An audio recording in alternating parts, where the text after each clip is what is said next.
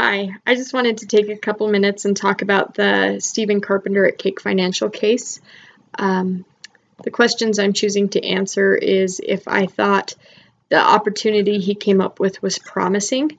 I think that it had some promising aspects, like for example, I think the idea of having a place to manage all of your investments in one place really does help and makes life simpler.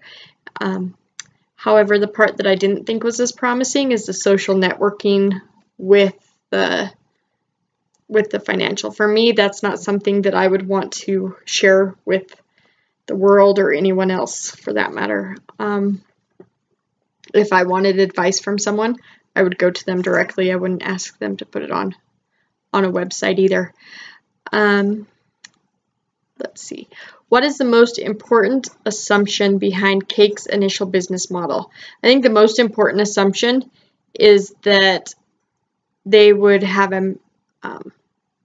a convenient way to manage their investments and to do their research and learn more about investing at the same place.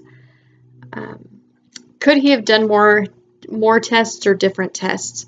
I think he could have done a lot more in-depth surveys. He did do some focus groups, but honestly, I don't think that was quite enough.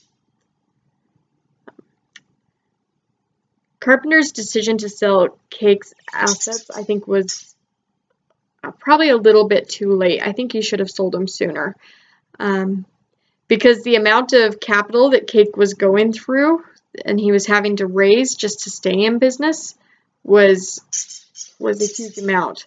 Hindsight, of course, is 2020, and the recession was going on at this time, and so that probably hurt him somewhat, but I still think he needed to sell his assets a little bit sooner. Was Cake a good entrepreneur failure for Steve Carpenter? I do think it was a good failure. I think he could learn a lot from the experience, and so I think it was a really good experience for him. Yes, it was not a successful experience, but I think he learned a lot, and that makes it good.